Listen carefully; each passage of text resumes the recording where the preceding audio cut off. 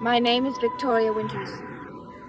I can hardly remember how long I've been here at Collinwood, how long I've been exposed to the fears that seem to pulse through the halls of the great house on Widow's Hill. And now another day has begun, not only for me, but for a troubled boy.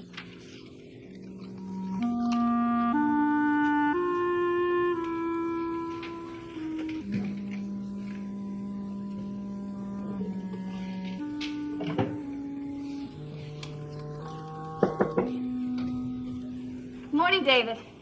Are you ready for a hard day's schoolwork? Where'd you get that? I borrowed it from you last night. I'm looking all over for it. I'm sorry I should have asked you for it, but I was so excited when I saw it. It's a wonderful drawing, David. You know that? It's all right. It's more than that.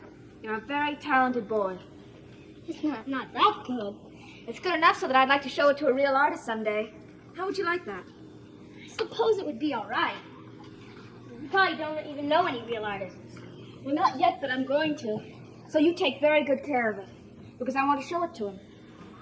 You got a smudge on it. I did. Where? Right there. Oh, well, let me erase it. No, I'll do it. You know, you're right. No one should touch an artist's work but the artist himself.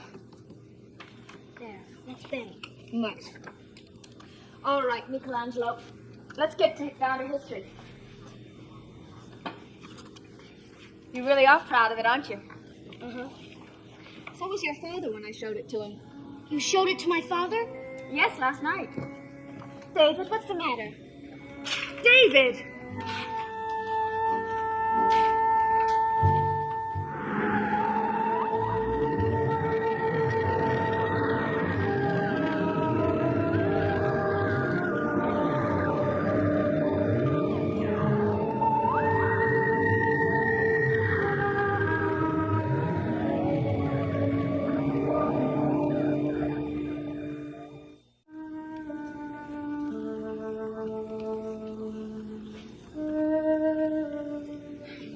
David, why did you do it? Because I wanted to. Why, just because I showed it to your father? It was my drawing. I could do anything I wanted with it.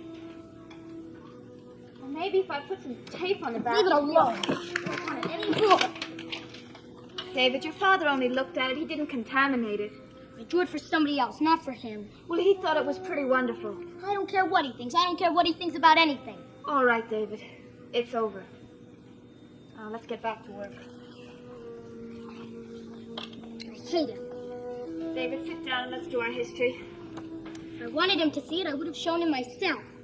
Well, I didn't know, and I'm sorry. What more can I say to you? You had no right to steal it out of my room. Now, that's being ridiculous. I borrowed it only to show it to your father. You took it without asking, and that's the same as stealing. You told me that when I borrowed your letter. That's not the same. Sure it is. You have different rules for grown-ups and kids, sure. Now, that's enough, David. You're a thief, just like you called me, and I wish you'd go away and never come back. I think we've had enough of this talk. I bet you can't wait to tell Aunt Elizabeth what I said. We're studying American history. Just because Aunt Elizabeth told me to be nice to you doesn't mean I really like you. David, will you sit down and do your work? I hate you just like I hate him. Just because you got me in trouble doesn't mean I'm not going to forget. I'm never going to forget. David, listen to me. And if you want to tell Aunt Elizabeth, go ahead and tell her. I don't care. Tell me what, David? What do you want Miss Winters to tell me, David? Is he being rude again? No, we were discussing the American Revolution, and we had a disagreement. I see. David, I hope you haven't forgotten our talk. I don't want any reports of trouble between you and Miss Winters. Is that clear? Yes. Well, maybe you'd like to open this. What is it? It's for you. It was, I don't know, it was delivered from Collinsport. It is for me? Mm-hmm. Got your name on it, see? David Collins, Collinwood.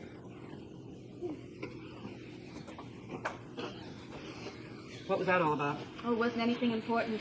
I borrowed a drawing of his without asking him. I guess he has every right to be angry. Wow. What is it, David? Isn't it a beauty? Have you ever seen anything like it? I must say I haven't, but what is it? It's a crystal ball, like the fortune tellers use. It's even got a stand on it. It's great. Is there a note? Who's it from? Let me see. Here it is. Now you can tell us all where we're going. Your friend Bert. From Mr. Devlin. It's a strange present. It's great. I have to go thank Now, him. not so fast, David. Oh, I have to thank him. I'm not sure that you ought to keep that present. Mr. Devlin isn't really a friend of our family. I don't care. He's a friend of mine, and he sent it to me, and it's mine. I know that, David. But Please, Aunt Elizabeth. He sent it to me. Please don't make me send it back. It's not fair. no, I guess it isn't. All right, go make your phone call.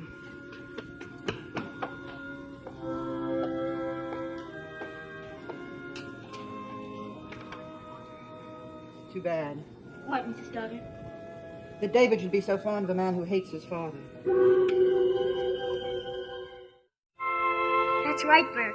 It just came. And thank you very much. Of course I know what it is. You bet I will. I'll look into it real hard, and I'll tell you what I see. Anytime it's important, okay? Burke, I made a drawing for you, and then something happened to it. Well, it tore. Of this house, Collinwood. I'll make another one. Only this time I'll hide it until I can give it to you. You promise? Okay. Bye. Hi, David. Hi. You want to see what I just got? Sure. Is your Aunt Elizabeth around? I think she's upstairs. But you can't guess what it is. It's the biggest marble in the world, right? A crystal ball. Haven't you ever seen one? You look into it and you can tell the future. Oh, it's just what you need in this house. I can have a lot of fun with this. I bet you never had one when you were a kid. No, but I had some other things. Better than this? I guess not. Why don't you go tell your Aunt Elizabeth I'm here? I thought you only come here to see Carolyn. Well, not this time. I bet she never had a crystal ball either. No. All she ever had was this old, dark, damp house. I hope you grow up with a little more than that. I thought I heard the door. Hello, Mrs. Stoddard. Joe, what are you doing here this time? Well, Mr. Collins sent me with some papers for you to sign. What are they? Contracts. He said they had to be in the mail today. I'll go inside you. Did you thank Mr. Devlin? Uh-huh. Well, then put away your toy and get back upstairs to your studies. It isn't a toy. Let me see what you have. Yes, ma'am. I thought I'd take them right from here to the post office. You don't usually attend to these matters, Joe. Why didn't Mr. Malloy bring them as he always does? Well, didn't you know? No, what? Well, Mr. Malloy hasn't been in at all today. Well, why not? I don't know. Well, didn't he phone? No, I don't think so. I thought maybe you would know what had happened to him. What makes you think something's happened to him? Oh, well, that was just a word, Mrs. Stoddard. Oh, well, I better phone him. He's not home. I stopped by there. When? On my way here, I saw Mrs. Johnson. That's his housekeeper. She said she hadn't seen him since about 10:30 last night. Oh, but that's impossible. She fixes his breakfast every morning. When did she last see Mr. Malloy? Well, the way she told me, Mr. Malloy came home about 10 o'clock last night and had some supper. Yes. Then at about 10:30, he received a telephone call. Right after that, Mrs. Johnson had to leave. She was going to spend the night with her daughter. But Mr. Malloy was still there when she left. What happened this morning? Well, she came back to the house around 6:30 to fix his breakfast. She waited for him, but he didn't come down. So she went on upstairs to look. He wasn't there. She said it looked like his bed hadn't even been slept in. He must have left sometime between 10:30 and 11. Well, why do you say that? Oh, I tried to reach him shortly after 11. I tried several times, but there was no answer. Did Mrs. Johnson know who the phone call was from? No. All she did say was that Mr. Malloy seemed, very upset. You don't suppose something really did happen to him, do you? I don't know, Joe. I don't know.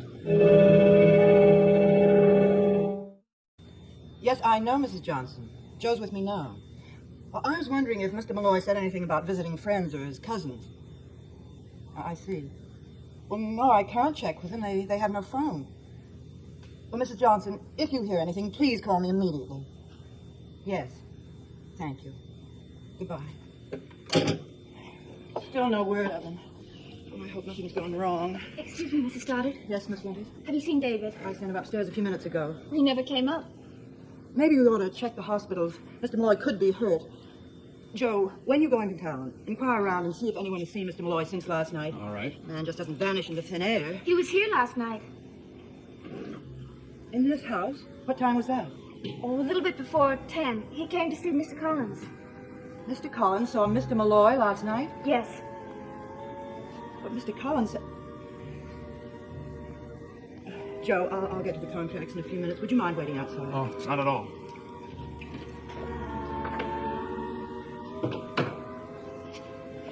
You said Mr. Malloy came here to see my brother about a little before 10 last night? Yes. Do you know what he came to see him about?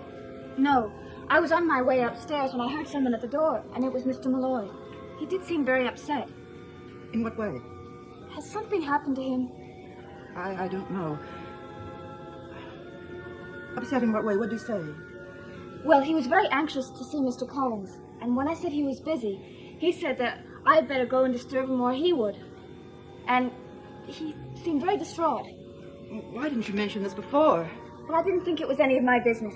Well, did you tell Mr. Collins Mr. Malloy was here? No, because just at that moment he came out of the living room and he saw Mr. Malloy, and he asked him to come back in here, and then he closed the door. You didn't hear what they were talking about? Well, I did hear... Mrs. Stoddard, I don't want Miss Mr. Winters, Collins... if it will put your mind at ease, I intend to discuss this matter with my brother. Well, as they were going in, before Mr. Collins had shut the door, Mr. Malloy said something about coming to extend an invitation. Mr. Collins seemed to know what he was talking about, and he was furious at the idea. Invitation to what? Some kind of meeting. That's all I know.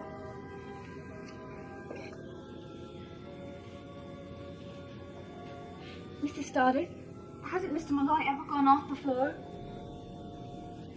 No. This is the first time.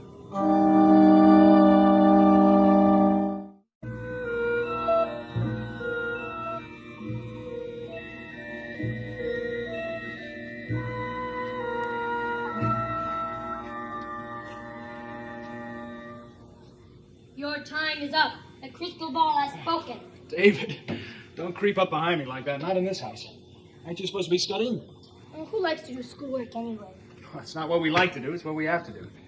Hey, listen, do you know if Carolyn is home? Carolyn? Let me see. She went into town. See if you can find out where Bill Malloy went while you're at it. What happened to him? Nobody knows. He just disappeared. Where to? Well, if we knew where he disappeared to, we wouldn't say that he had disappeared, would we? You know, I think that crystal ball of yours is a fake. It is not. Well, then why can't it tell us where to find Mr. Malloy? It can. It tells other things, David, too. you're a phony.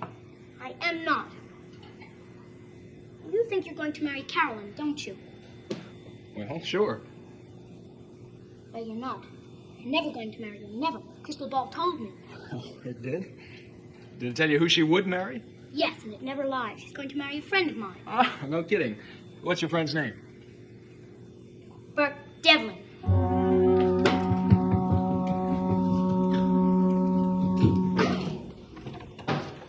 Thank you very much, Miss Winters. You've been more helpful than you know. I'm sure that nothing's happened to him. Oh, I hope not. Joe, if you'll come inside and I'll sign those contracts. Okay.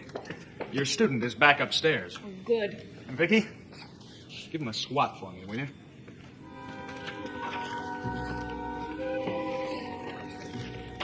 Joe, after you mail these, you will make inquiries about Mr. Malloy for me, won't you? Yes, ma'am. And if you hear anything, phone me at once. All right, of course. Thank you, Joe. Goodbye. Goodbye, Mrs. Stoddard.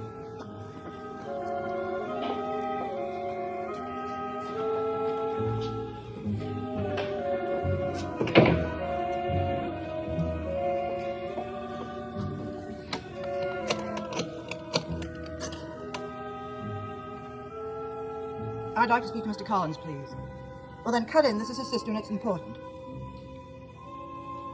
Hello, Roger. I'd like to see you at once. I don't care what you're doing at the moment. This is more important.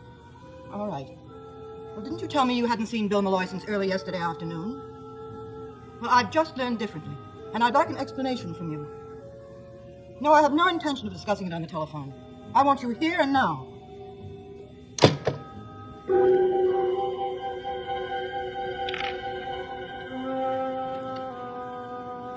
David, stop playing with that thing or you'll never get through with your lesson. I want to see what's going to happen. Well, you won't learn a thing. That's what's going to happen. Now, come on and sit down. I want you to do these math problems.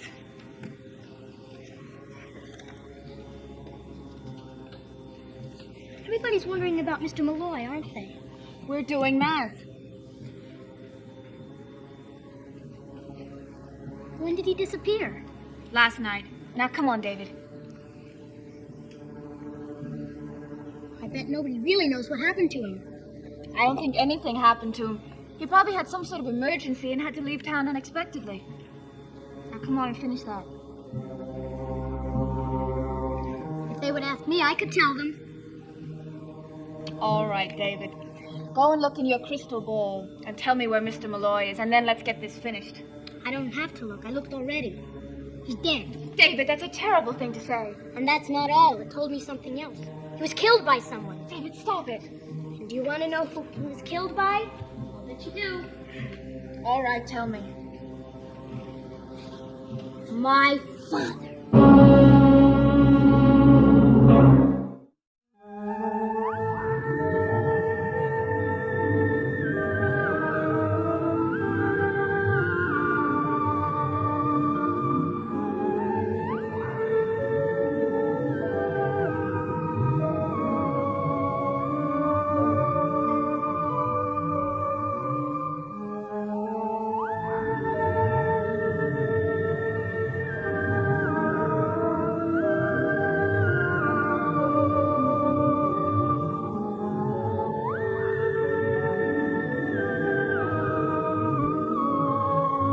The Monroes is the big adventure about 5 youngsters who set out on their own to build a home on the wild Wyoming frontier.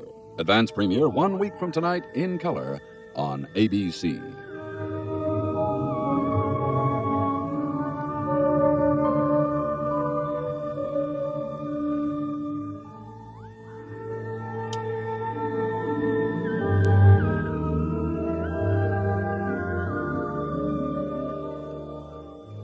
Dark Shadows is a Dan Curtis production.